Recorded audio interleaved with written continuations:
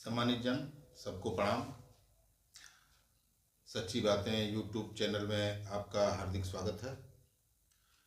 आपसे निवेदन है कि यदि अभी तक आपने मेरे चैनल को सब्सक्राइब नहीं किया है तो इसे सब्सक्राइब कर लें और बेल आइकन का बटन दबा लें ताकि जारी की जाने वाली हर वीडियो की जानकारी आपको तुरंत मिल सके। आज मैं बात करूंगा झारखंड राज्य पर, जहां मैंने लंबे समय तक पत्रकारिता की और उस पत्रकारिता के दौरान मुझे मधु कोड़ा का सहयोगी भी बताया गया। उनके साथ रहने का मतलब काफ़ी पैसा।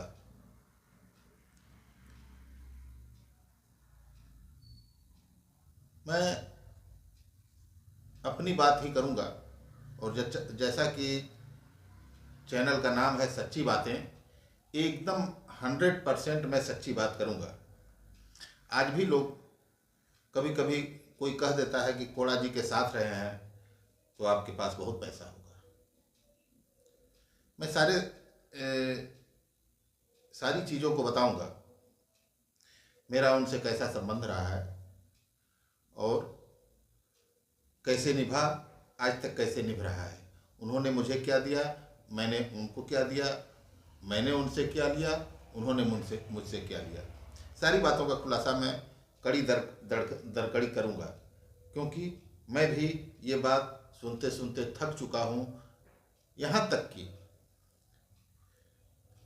मैं दैनिक जागरण की एक वर्कशॉप में डिजिटल जो जागरण.com है उसका ट्रेनिंग लेने के लिए मैं दिल्ली गया था। तो वहाँ पर प्रधान संपादक जी श्री विष्णु प्रकाश त्रिपाठी जी ने मुझसे एक बात कही कि मैं चाईबासा गया था तो वहाँ पर सिर्फ 2 नामों की ही चर्चा थी। मैंने कहा किसका किसका सर? कहे एक मधु कोड़ा जी का, एक आपका। मैंने कहा ये तो अच्छी बात है सर। दैनिक जागरण के एक रिपोर्टर की चर्चा यदि मुख्यमंत्री के बाद दूसरे स्थान पर होती है तो ये तो मेरे सम्मान के लिए तो मेरे लिए तो सम्मान की बात है ही। दैनिक जागरण को भी इस पर फख्र करना चाहिए कि मेरा एक रिपोर्टर ऐसा था जिसकी चर्चा 20 साल बाद भी हो रही है, 18 साल बाद भी हो रही है वहाँ से हटने की। तो मैं चर्चाओं पर ही बात कर रहा हूँ कि किस किस तरह की चर्चाएं लोग करते हैं मुझे और कोड़ा जी को लेके। कोड़ा जी से नहीं करते क्योंकि उनका स्तर दूसरा है। जो मेरे स्तर के हैं, जो मेरे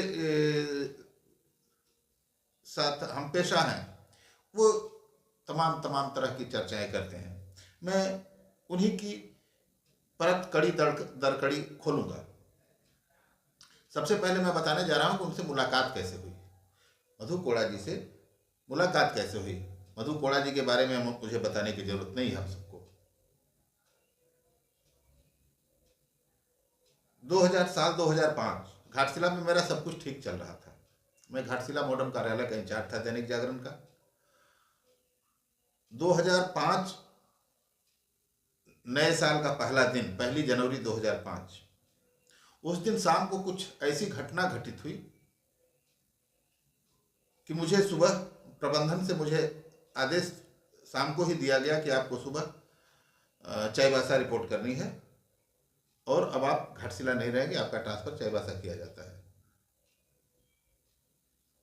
ऐसा क्यों हुआ, किस लिए हुआ, कैसी घटना थी, ये मैं बाद में बताऊंगा किसी और कड़ी में, कि अचानक मेरा ट्रांसफर घाटशिला से चाईबासा क्यों किया गया। ये भी बड़ी इंटरेस्टिंग स्टोरी है। खैर, मैं 2 तारीख को चाईबासा पहुंच गया, ऑफिस ज्वाइन कर लिया 2 जनवरी 2005। उस समय 2005 में विधानसभा चुनाव झारखंड में हो रहा था। चुनाव की अधिसूचना जारी हो गई थी, तिथियों की घोषणा हो गई थी, पूरा माहौल चुनावी मोड में था। मैं कोई ऐसी खबर खोज ही रहा था कि घाटशिला में जिस तरह की मेरी चर्चा थी, यहाँ भी लोगों, हमारे पाठकों की यही अपेक्षा थी, चाईबासा में भी, कि वही तेवर वही कलेवर वाला राजेश पटेल आ रहा है, कुछ नया पढ़ने को मिलेगा। हालांकि मेरे पहले वाले जो प्रभारी थे श्री राम सकल यादव जी, वो भी कम तेवर वाले नहीं थे, लेकिन चाईबासा के लोगों को अपेक्षा थी मुझसे कुछ नया। मैं 3 या 4 तारीख को ऑफिस में बैठा था, एक आदमी एक पुस्तिका दे के गया, उसको मैंने ध्यान से पढ़ा तो देखा कि वो श्री मधु कोड़ा जी ने अब 5 साल जो विधायक थे, उन्हीं वर्तमान विधायक 2001 में भी वो चुने गए थे विधायक, और राज्य सरकार में मंत्री भी थे। तो उन्होंने अपने विधानसभा क्षेत्र में, जगन्नाथपुर क्षेत्र में जो जो विकास कार्य कराए थे उनकी एक फहरिस्त की थी, उसको पुस्तिका का रूप दे दिया गया था, बढ़िया पन्ना, बढ़िया कलर, डिजाइन, सब कुछ। मैंने पढ़ा, मैंने उस पर गौर किया तो उसमें मुद्रक प्रकाशक और प्रतियों की संख्या दर्ज नहीं थी। ये चुनाव आयोग का निर्देश था कि यदि मुद्रक किसी भी प्रिंटेड प्रचार सामग्री में मुद्रक प्रकाशक और प्रतियों की संख्या दर्ज नहीं है तो आचार संहिता का उल्लंघन माना जाएगा। मैंने इसकी खबर अगले दिन उसी दिन बनाई, अगले दिन के अखबार में छपी। उसका असर ये हुआ कि मधु कोड़ा जी के ऊपर आदर्श आचार संहिता के उल्लंघन का मामला दर्ज कर लिया गया। खैर 5 या 6 तारीख को कोड़ा जी दिल्ली से लौटे और टिकट के जुगाड़ में थे, भाजपा नेताओं के यहाँ गणेश परिक्रमा में जुटे हुए थे, लेकिन सफलता नहीं मिली। भाजपा से ही विधायक थे, प्रदेश सरकार में मंत्री थे, लेकिन 2005 में भारतीय जनता पार्टी ने उनका टिकट काट दिया। तमाम प्रयास के बावजूद जब उनको टिकट लेने में सफलता नहीं मिली तो उन्होंने निर्दल लड़ने का निर्णय ले लिया जगन्नाथपुर विधानसभा क्षेत्र से। नामांकन करने के बाद वो मेरे दैनिक जागरण ऑफिस आए, बैठे, परिचय हुआ। पहली मुलाकात वहीं पर मुझसे मधु कोड़ा जी से हो रही है 2005 में, जिस दिन उन्होंने विधानसभा चुनाव के लिए नामांकन किया था। उन्होंने तमाम बातें हुई, राजनीति की बातें हुई, भाजपा द्वारा उनको टिकट न देने के मुद्दे पर भी बात हुई, जगन्नाथपुर विधानसभा की भौगोलिक, आर्थिक, सामाजिक और सीमाओं, सब तमाम मुद्दों पर। 3 टाउनशिप वहाँ पर हैं, एक गुआ में है सेल की, किरीबुरु में घातुबुरु, और नोआमुंडी में टिस्को की टाउनशिप। नोआमुंडी में टिस्को की खदान है लौह अयस्क की, किरीबुरु और मेघातुबुरु में सेल की माइंस है, और गुआ में भी इसको की खदान है लौह अयस्क की। तो सारा कुछ समझा। तो उन्होंने कहा कि देखिए मैं निर्दल लड़ रहा हूँ, आपके सपोर्ट की ज़रूरत है, बिना आपके सपोर्ट के चुनाव जितना आसान नहीं होगा। आपको बता दूं कि जगन्नाथपुर विधानसभा क्षेत्र में, चाईबासा में तो मेरा अखबार नंबर 1 नहीं था, दैनिक जागरण, लेकिन उनके विधानसभा क्षेत्र जगन्नाथपुर में मेरे अखबार के सर्कुलेशन, दैनिक जागरण के सर्कुलेशन और दूसरे अखबार के सर्कुलेशन में जमीन आसमान नहीं, पाताल और आसमान का अंतर था। मतलब 75% अखबार हम दैनिक जागरण बिकता था, तो 25% में अन्य सारे अखबार थे उनके विधानसभा क्षेत्र में, इसलिए वो दैनिक जागरण का महत्व समझते थे।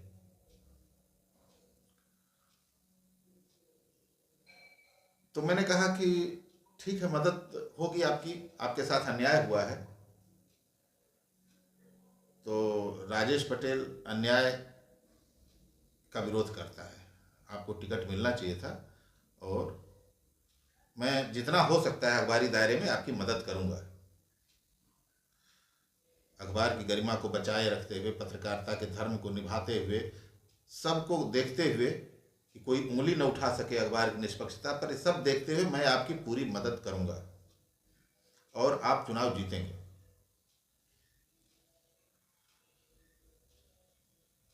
लेकिन यहां पर एक लेकिन आ गया, मैं सारा कुछ करूंगा, लेकिन आप मुझे क्या देंगे? मैंने पूछा। सीधे सीधे सौदेबाजी हो रही थी।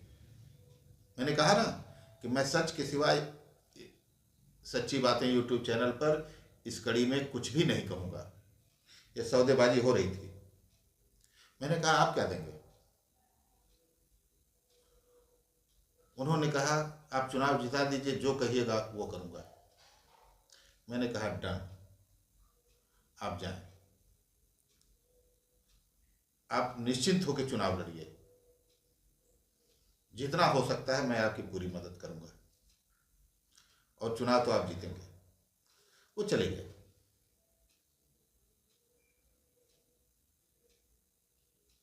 बीच में एक आध दिन बाद उन्होंने कुछ मुझसे पूछा कि कहिए तो क्या, बोल आपने कुछ बताया नहीं कि मुझसे क्या आपको अपेक्षा है। मैंने कहा आज आपको चुनाव लड़ने की जरूरत है, आप चुनाव लड़िए, मैं आपकी पूरी मदद करूंगा। जब मुझे जरूरत होगी तब मैं आपसे कहूंगा, और आप अपने वादे पर अडिग रहिएगा। जब मुझे जरूरत होगी मैं आपसे कहूंगा, जो कहूंगा वो आपको करना होगा। उन्होंने कहा ठीक है। वो चुनाव के मैदान में कूद गए। आपको मैं बता दूं, मधु कोड़ा उस आदिवासी समाज से आते हैं, हो समाज से, जिसे सर कटाना तो मंजूर है लेकिन अपने अपने वचन से हटना नहीं। हो समाज की खासियत है, हो आदिवासी समाज की खासियत है कि जो बोल दिया सो बोल दिया, सिर कट जाए लेकिन अपनी बात से वो पीछे नहीं हटता है आदमी, हो समाज। यही कारण है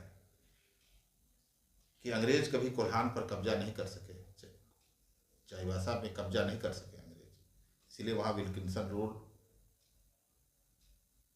के तहत मुंडा मानकी की व्यवस्था है, जिनको सरकार के स्तर से मानदेय दिया जाता है, मुंडा मानकी को। खैर वो चले गए। मैं उनके जनसंपर्क को जितना हो सकता था, अखबारी पत्रकारिता के दायरे में रहते हुए कोई उंगली भी नहीं उठा सकता था कि आप अति कर रहे हैं। मैं उनके पक्ष में माहौल बनाने लगा दायरे में रहते हुए, और 4-5 दिन पर या 2 दिन 3 दिन के अंतराल पर एक विज्ञापन, जो रेट था उस समय का, सरकारी रेट या चुनाव आयोग द्वारा तय रेट जो भी था, छापता गया। पैसे के लिए कभी नहीं बोला उनसे, क्योंकि उन्होंने तो बात दे दी थी, वचन दे दिया था कि आप जो कहिएगा सो। मैं छापता गया। अब विज्ञापन लगातार छपने से यूनिट में भी थोड़ा उनके प्रति थोड़ी सहानुभूति जगी। विज्ञापन विभाग है, मैनेजमेंट एडिटोरियल, भाई उनका विज्ञापन बहुत आ रहा है, छपने लगा।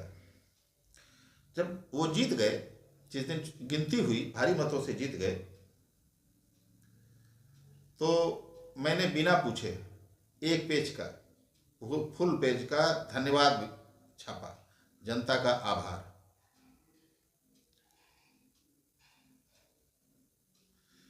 क्योंकि चुनाव जीत चुके थे और मुझे पैसे की चिंता नहीं थी, पैसा तो मिलेगा ही, उन्होंने वचन दिया था। और हो समाज वचन का पक्का होता है, जो बोल दिया सो बोल दिया। आज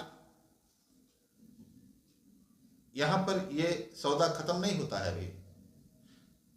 अभी आगे भी मैंने बहुत कुछ लिया उनसे, लेकिन ये जो एक चुनाव भर मैंने जितना लिया, चुनाव भर उनसे जितना लिया, वो सब अपनी संस्था दैनिक जागरण के खाते में जमा हुआ सब, और वहां से जो कमीशन मिला, न आप कल्पना कर सकते हैं, न मैं उस समय सोच सकता था। अच्छी खासी इनकम मुझे हुई इस दौरान, जो पूरी तरीके से नंबर 1 का था। और एक बार में ही सारा विज्ञापन का पैसा जोड़ के कोड़ा जी ने दे दिया, जो भी था, जितना भी था। संस्थान भी खुश, मैं भी खुश, वो भी चुनाव जीत गए। मुझे उनकी मदद करने की इच्छा इसलिए भी जगी कि उनकी सादगी का मैं कायल हो गया था पहले ही दिन। इतनी सहजता, बोली में इतनी मिठास, एकदम शरणागत। मैंने कहा नहीं, मैं मदद करूंगा। और उसका परिणाम है कि मैंने उनसे बहुत कुछ लिया, उनको बहुत कुछ दिया। मेरे पास जो देने लायक था मैंने दिया, उनके लायक जो देने लायक था उन्होंने मुझे दिया। और ये सारा कुछ फेयर तरीके से, अभी आगे भी चर्चा इस पर होगी। इसके बाद संबंध अभी तक कायम है। अभी मैं रांची गया था तो गया था मिलने, सोशल मीडिया पर फोटो भी डाली थी। संबंध अभी तक कायम है और इसी संबंध के चलते मुझे झारखंड की निगरानी जांच से गुजरना पड़ा। इनकम टैक्स ने भी मेरे से पूछताछ की थी। शेष बातें आगे, सच्ची बातें सुनते रहिए। तब तक के लिए प्रणाम।